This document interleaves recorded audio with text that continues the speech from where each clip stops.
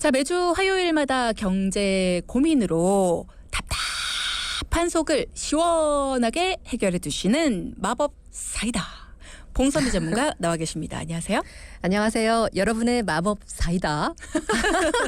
봉선미입니다. 우린 그런 사이다. 네. 오늘은 어떤 내용으로 시작을 해볼까요? 네. 병원에서 진료를 받게 되면 가장 먼저 도움을 받을 수 있는 제도가 뭘까요? 시작한다고 또 그렇게 금세 정색하고 말이야. 또 해야죠. 병원에서 진료를 받게 되면 가장 먼저 도움을 받을 수 있는 재료, 당연히 국민건강보험이죠. 그렇죠. 물론이죠. 거기에 제2회 국민건강보험이라고 불리는 실손의료보험이 또 있을 겁니다. 맞아요. 질병 혹은 상해로 치료 시에 보험 가입자에게 발생한 실제 의료비를 보상하는 보험 상품인 거 우리 동기 여러분들 잘 알고 계시죠? 진료비 계산서를 보면 크게 급여와 비급여라는 항목이 있고요. 맞아요. 급여 항목에는 본인 부담금과 공단 부담금이 있는데요. 생각보다 공단에서 부담을 꽤 해줘요. 꽤 해줍니다. 이 실손의료보험은 본인 부담금과 비급여 항목을 보장한도 안에서 보장을 해주고 있습니다. 그렇죠. 공단에서 부담하는 건 공단이 부담을 하는 거고, 맞습니다. 내가 부담하는 금액과 비급여 항목 요 두 가지를 더해서 여기에서 이제 보장 한도 내에서 이제 보장을 해준다라는 건데, 자, 그래서 실손보험이라는 거 보험 중에서도 반드시 필요한 보험 1순위라고 하죠. 내가 실제로 내는 돈 안에서 어느 정도로 보장해 줄 거냐, 가입한 시기에 따라서 물론 다르긴 하지만 어쨌든 5천만 원이나 1억 한도 내에서 급여와 비급여 자기 부담금 20% 또는 30%를 제외하고 나머지 금액을 보장해줍니다. 실손만 가지고 있으면. 네, 맞습니다. 현재 4세대 실손까지 판매가 이루어지고 있는데요. 앞으로 5세대 실손보험도 출시가 될 거라는 전망입니다. 저도 그 뉴스를 봤습니다. 5세대 실손. 근데 진짜 4세대 실손 판매한 지 얼마 안 된 것 같거든요. 근데 벌써 5세대 실손 보험 나온다. 이런 얘기가 왜 나오는지 모르겠어요. 네, 우선 4세대 실손보험의 점유율 때문으로 분석이 되고 있습니다. 4세대 실손보험의 점유율이 지난해 말 10.5%로 집계되고 출시 3년 만에 10%를 돌파를 했는데요. 네. 지난 2022년 5.8%의 점유율과 비교해서 4.7% 정도 상승을 했지만 출시 3년이 지나서 겨우 10%를 넘긴 겁니다. 이전 세대보다 현저히 낮은 점유율에 손해율마저 다시 상승을 하다 보니까 실손 개혁을 통한 5세대 실손보험이 필요하다. 이런 이야기들이 나오기 시작을 한 거죠. 그럼 무엇보다도 실손보험은 판매 시점에 따라서 우리가 4세대, 뭐 3세대, 2세대, 1세대 이렇게 세대로 구분을 하잖아요. 네네. 어떤 특징이 있는지 구분을 좀 해주시면 좋을 것 같아요. 지금 듣고 계신 분들을 위해서. 네, 실손 의료보험은 판매 시점에 따라서 1에서 4세대까지 나뉘고 있고요. 각 상품별로 자기 부담금과 갱신, 또 만기, 그리고 주요 보장 내용 등의 차이가 발생합니다. 그 모든 걸 다 따져봤을 때 비싸긴 하지만 1세대 실손이 제일 좋다. 이런 얘기들 많이 하시죠. 네, 1세대 실손은 2003년 10월부터 판매를 시작해서 2009년 9월까지 판매된 상품으로 가장 큰 특징은 자기 부담금이 없습니다. 물론 자기 부담금이 없다 보니 앞서 말씀하신 것처럼 고객 입장에서는 좋은 거죠. 그리고 2009년 10월부터 표준화 실손으로 불리는 2세대 실손보험이 2017년 2월까지 판매가 됐고요. 네. 여러 차례 갱신을 통해서 거의 실손보험 중에서는 가장 장수한 상품이라고 말씀을 드릴 수 있습니다. 그렇죠.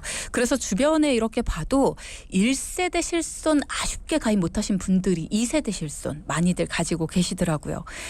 장점이 있는 만큼 보험료가 갱신되면서 너무 많이 올라서 그것 때문에 매달 내는 금액이 너무 커서 그걸 좀 힘들어하시긴 해요. 그렇죠. 보험사 입장에서는 자기 부담금이 거의 없다 보니 결국 손해율을 맞추기 위해서는 보험료를 올리는 방법이 가장 일반적이다 보니까요. 사실 2세대 실손에 가입되어 있는 분들은 연령대가 높아지면서 보험료가 오르는 폭도 상당히 커집니다. 그렇죠.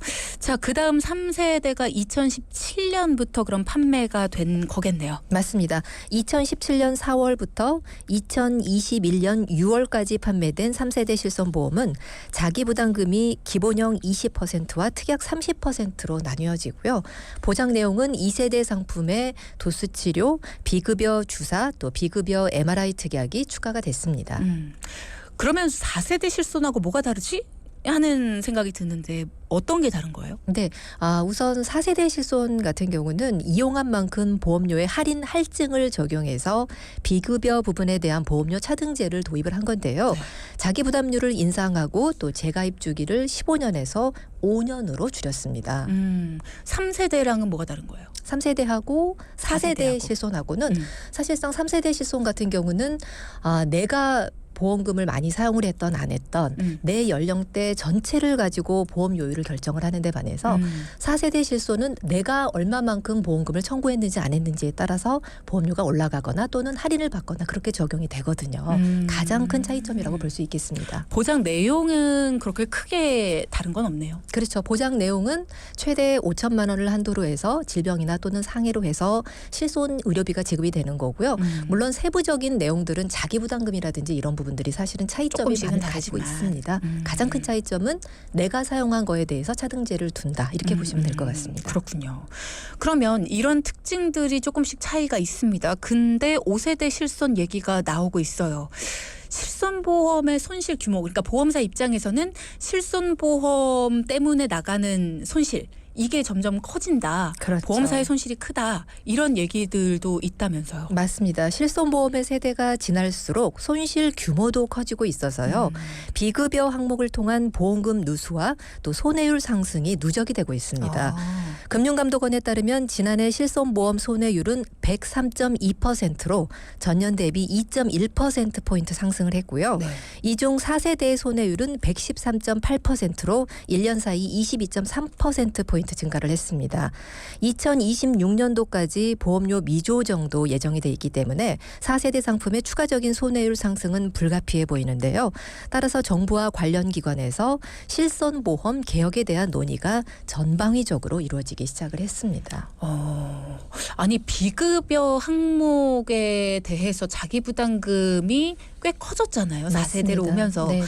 그럼에도 불구하고 보험회사 입장에서는 손해율이 커졌다라는 네. 건 그만큼 더 많이 청구를 하신다는 거네요. 맞습니다. 그만큼 많이 청구하고 사실은 유병장수 시대다 보니까 워낙에 저도 앞전에 우리가 인사 시에 말씀드렸잖아요. 치과, 뭐 피부과, 외과 굉장히 많은 부분 다니면서 또 우리나라 같은 경우에 의료 시설이라든지 이런 부분들이 너무나 잘 돼 있기 그쵸. 때문에 내가 조금만 아파도 관리만 잘하면 사실상 큰 문제가 없지 않습니까? 그러다 보니 실손에 대한 청구율도 많이 높아지는 거죠. 그렇군요. 그러면 앞으로 실손보험 개혁을 해야 된다 이런 얘기들이 나오기 시작했다라는 건데 어떤 방향으로 개혁을 할 건지도 나오고 있나요? 네, 최근 의료개혁에 나선 정부는 실손보험을 필수 의료 체계를 붕괴시킨 원인 중에 하나로 보고 있고요. 의료개혁 특별위원회를 구성해서 제도 개선 작업에 나섰습니다. 위원회는 혼합진료를 금지하고 또 비급여 보고 제도를 확대하는가 하면 명칭 코드 표준화 작업을 추진할 예정인데요. 손해보험협회 회장은 정부의 의료개혁과 별개로 임신 출산과 관련된 질병도 실손보험 보장 대상으로 포함하는 방안을 추진할 것이라고 밝혔고요. 또 금융당국도 5월 초 보험개혁회의를 구성해서 실손보험 구조를 손보고 있는데요. 정부와 금융당국이 추진하고 있는 실손보험 개혁과 손보협회가 원하는 또 보장 범위 확대를 위해서는요. 아무래도 보험업계의 표준 약관 개정이 필요할 수밖에 없는 상황입니다. 따라서 4세대 실손보험의 문제점을 세밀하게 보완한 5세대 실손보험을 출시를 해서 완전히 다른 모습으로 나서야 한다. 이런 평가가 나오고 있습니다. 4세대 실손보험의 문제점을 세밀하게 보완하겠다. 누구 입장에서의 문제점인가 이게 중요할 것 같아요. 맞습니다. 소비자 입장에서의 문제점이냐 보험회사 입장에서의 문제점이냐. 소비자 입장에서의 문제점이라면 우리한테 좋은 건데 보험회사 입장에서의 문제점이다라고 한다면 일단 우리한테는 더 안 좋아지는 걸 수 있잖아요. 그렇죠. 그러면 걱정되는 건 그겁니다. 4세대 실손보다도 5세대 실손이 보장이 더 안 좋아질 수도 있는 건가? 라는 걱정이 일단 되거든요. 어떻게 네. 달라지는 겁니까? 사실상 현재 실손보험은 각 보험사별로 손해율이 상당히 높기 때문에 사실상 실손 자체가 지금보다 좋아지지는 않을 텐데요. 4세대 실손보험의 부족한 부분도 어느 정도 보완을 하면서 출시가 될 거기 때문에요. 5세대 실손에 대한 내용도 관심을 좀 가져주시고요. 네. 특히 1세대와 2세대 즉 2017년 4월 전에 가입한 실손은 사실상 고객 입장에서 좋은 장점들을 많이 가지고 있다 보니까 과중한 보험료로 인상 시에는 현재 실손으로 전환하는 방법도 또 있기 때문에 내 상황에 맞는 실손으로 우선 상담을 받아보시는 게 좋겠습니다. 네. 제2의 건강보험이라고 불립니다. 실손의료보험. 내가 만약에 1세대나 2세대로 가입이 되어 있는 분들은 물론 자기부담금에 있어서는 없거나 적습니다. 그래서 굉장히 좋다. 라고들 알고 있으시지만 만약에 내가 건강하고 아픈 데가 많이 없어서 병원을 많이 가지 않는다라고 한다면 매달 내는 그 돈이 굉장히 부담이죠. 병원에 많이 가서 청구를 많이 한다면 물론 괜찮습니다만 그게 아니라 청구는 많이 안 하는데 매달 내가 돈만 많이 내고 있다라고 한다면 매달 내는 돈이 얼마나 크게 다가오겠어요. 맞습니다. 그러니까 그런 부분 때문에 나한테 맞는 게 따로 있다라는 얘기를 자주 드리는 겁니다. 그런 분들은 나한테 어떻게 하는 게 더 이득일까? 이런 부분 혼자서 고민하지 마시고요. 본인의 상황 상담을 통해서 점검을 받아보시기 바랍니다. 지금 당장 병원을 많이 가고 안 가고만 따질 것이 아니라 가족력이라든가 아니면 지금 당장의 건강 상태 그러니까 건강검진을 받았을 때 뭔가 추적 검사를 하고 있거나 뭐 아니면 뭔가 이런 검사 결과를 통해서 이 수치 같은 것들 이런 것들도 함께 보셔야 됩니다. 그대로 가져갈지 아니면 바꾸는 게 나을지 이런 것들을 면밀하게 한번 따져보시기 바랍니다.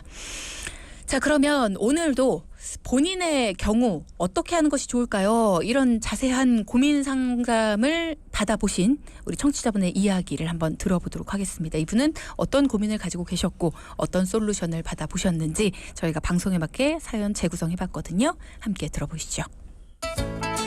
안녕하세요. 저는 30대 후반입니다. 학습지 교사로 아이들을 가르치고 있는데 사실 지금까지 보험에 대해선 별로 관심이 없었거든요. 계속 돈키호테를 듣다 보니 제가 가입하고 있는 보험이 잘 되어 있는 건지 궁금하기도 하고요. 특히 저는 엄마와 함께 둘이 사는데 엄마가 연세 드시면 제가 돌봐드려야 해서 노후에 필요한 엄마 보험도 궁금합니다. 지금은 엄마가 건강하셔서 아파트 단지 내 베이비시터로 일하고 계시는데요.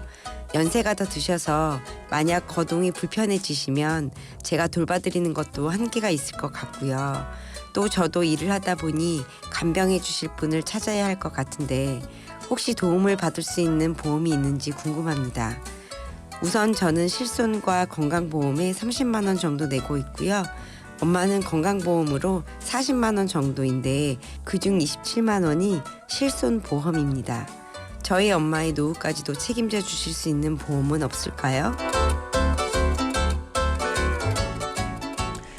네, 오늘 사연의 주인공 30대 후반의 학습지 교사이십니다. 미혼이시고요.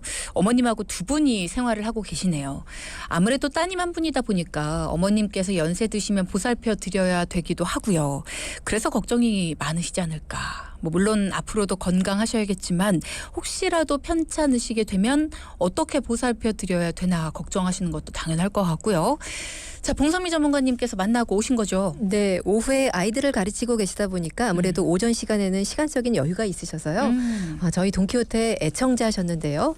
연세 드신 어머님과 두 분이 생활하시면서 정말 알뜰하게 지내고 계셨습니다. 따님께서 상담을 신청하신 이유가요. 두 분의 보장이 잘 되어 있는지도 궁금하고 특히 어머님께서 가입하고 계신 보험으로 노후에 거동이 불편해지거나 또 병원에 입원하셨을 때 도움을 받을 수 있는 건지 궁금해서 사연을 주셨다고 하시더라고요. 네. 그래서 직접 만나 뵙고 또 꼼꼼하게 점검해서 상담 잘 해드리고 왔습니다. 네, 잘하셨습니다. 상담 잘해드리고 왔습니다라고 하시니까 믿음이 갑니다. 앞서 3부에서는 최근 이야기가 나오고 있는 5세대 실손보험에 대해서 이야기를 나눠봤고요. 이어서 살펴본 사연에서는 어머님과 둘이 살고 있는 30대 미혼의 따님이 두 분의 보험 가입 내용도 좀 걱정이 된다, 점검을 받고 싶다라고 하시면서 앞으로 어머님 노후에 도움이 될 만한 보험은 없는지도 문의를 하셨습니다. 그러면 두 분의 보험도 한번 살펴봐야겠죠. 가입 내용 어떤 거였습니까? 네, 앞서 사연에서 소개된 것처럼 두 분이 합쳐서 70만 원 정도 보험료를 불입하고 계셨는데요. 저축성 없이 대부분 보장성 보험이었고요. 사실 두 분이 70만 원이면 적지 않은 돈입니다. 많죠. 보장을 살펴보고는 아쉬움이 많았습니다. 70만 원이면 큰 돈인데 아쉬움이 많다고 하니까 속상하네요. 어떻게 가입을 하고 계셨길래 아쉬웠나요? 네, 따님은 총 30만 원의 보험료 중 우선 3세대 실손보험을 잘 가입을 하고 계셨습니다. 사망보장에 특약으로 가입되어 있는 유니버셜 종식 종신보험이 또 있었는데요. 18만 원 정도 불입을 하고 계셨고요. 사망보장 3천만 원은 종신보장이지만 나머지 특약들은 80세 만기로 만기가 짧은 데다가 또 주계약은 60세 납이지만 특약은 갱신으로 가입되어 있어서요. 현재 8년 정도 불입을 했는데도 불구하고 주계약은 무려 20년 넘게 더 불입을 해야 되고요. 특약은 80세 납으로 40년 넘게 보험료가 오르면서 납입을 해야 됐습니다. 네. 그리고 3만 5천 원 정도 납입하는 운전자 상해 보험은 벌금과 교통사고 처리 지원금 그리고 변호사 선임 비용 등이 예전 상품으로 보장액이 지금의 절반 수준밖에는 안 되게 가입되어 있었습니다. 또 안보험은 5만 원 정도 불입 중이신데요. 다행히도 2007년도에 가입된 상품으로 갑상선암이 일반암에 포함되어 있는 좋은 내용으로 또 잘 가입이 계셨습니다. 지금 쭉 얘기를 해주셨는데 안보험 하나 좋다라는 네. 얘기만 해주셨네요. 3세대 실손 요거랑. 자, 일단은 좀 안타까운 종신보험 얘기도 해주셨고요. 그럼 어머님도 현재 가입 상태 볼까요? 네, 어머님은 매달 40만 원 정도 보험료를 불입하고 계셨고요. 그중 2세대 실손보험에 통합 형태로 무려 27만 원 정도 불입을 하고 계셨습니다. 이번에 갱신 주기가 도래하면서 또 보험료가 오르게 되니 이 부분을 가장 걱정을 하셨어요. 얼마가 오를까? 그렇죠. 아직까지는 건강하셔서 보험의 혜택을 크게 못 보시다 보니 필요성도 못 느끼시고 유지 자체를 고민을 하시더라고요. 그리고 나머지 10만 원 정도는 5년 납 저축성 보험에 그리고 3만 5천 원 불입하고 계신 치아보험을 또 가입을 하고 계셨습니다. 지난 시간에 봉선미 전문가께서 보험 가입의 틀도 중요한 부분이어서 보장의 기간 그리고 보험료 어떻게 설정해야 되는지 이런 부분을 강조를 해주셨었는데 따님의 경우가 많이 아쉽네요. 80세 만기에 갱신 특약 상품 그리고 또 60세 납 상품이어서 10년 가까이 이미 납입을 했는데도 불구하고 앞으로 20년을 더 내야 되는 이런 부분들이 굉장히 속상하네요. 그렇죠. 우선 보험의 기간은 100세 만기로 길게 설정되어 있어야 장수시대에 대비가 되겠고요. 또 보험료는 납입기간과 납입액을 정해야 되는데요. 물론 납입하는 중간에 정해진 이유로 납입 면제를 받을 수도 있지만 완납을 해야 되는 경우도 있어서요. 그죠. 네, 20년 납 100세 만기 비갱신형으로 설계를 받으셔야겠습니다. 그리고 아마 우리 동기분들 잘 알고 계실 텐데요. 보험료는 본인의 소득의 보장성 보험료로 7에서 12%를 넘지 않는 범위로 설계하시는 걸 항상 기억을 하셔야겠습니다. 네.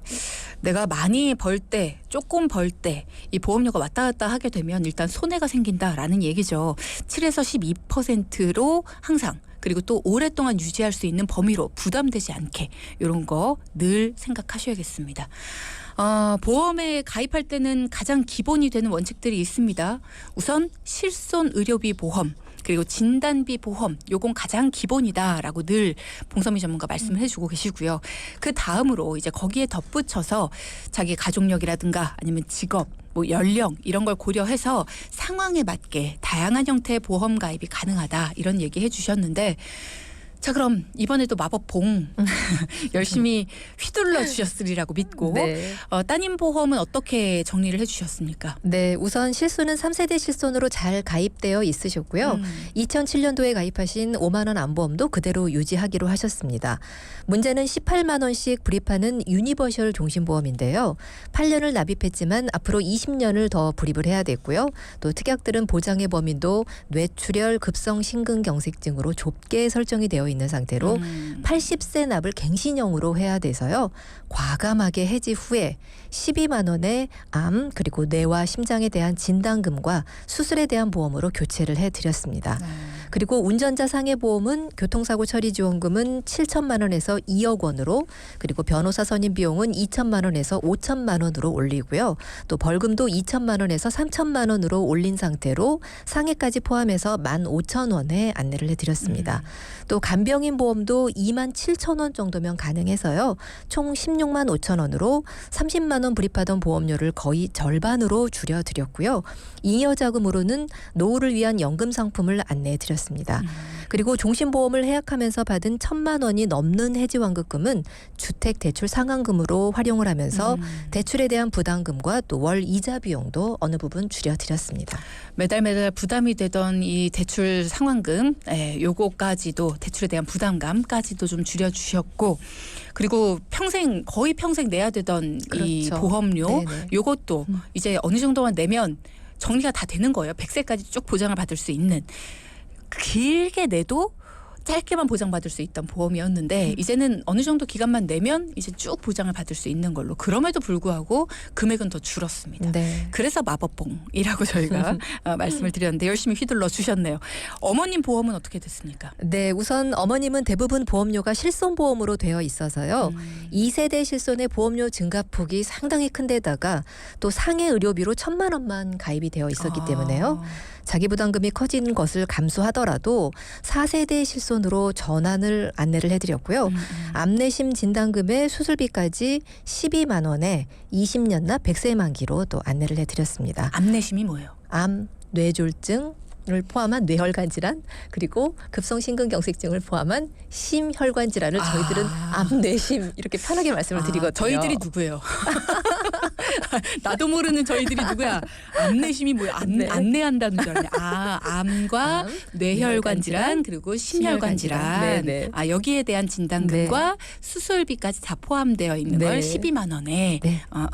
오케이. 넘어가죠. 그리고 따님이 사실 가장 걱정하는 부분은 어머님께서 지금은 건강하시지만 연세 드시고 거동이 불편해지신다든지 또 치매로 고생을 하면 또 어떻게 돌봐드려야 되나 이런 부분들이었거든요. 네.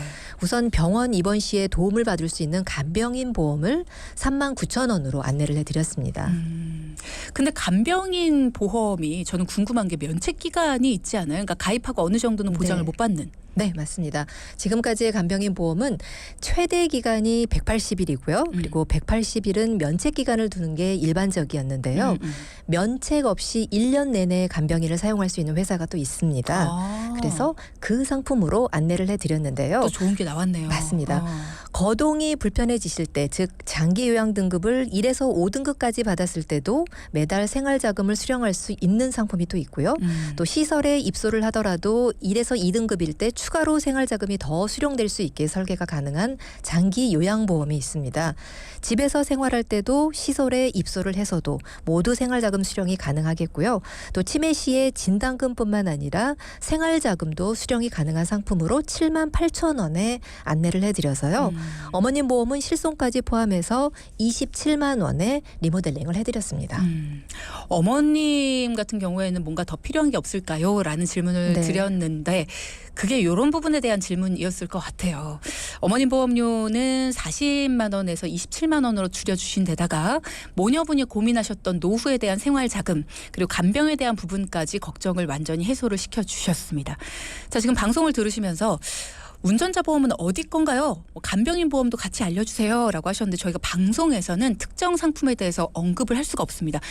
궁금하시다면 저희 전문가에게 따로 도움 요청을 주시면 저희가 도움 필요하다고 하시는 분께 따로 연락을 드릴 수 있도록 하겠습니다.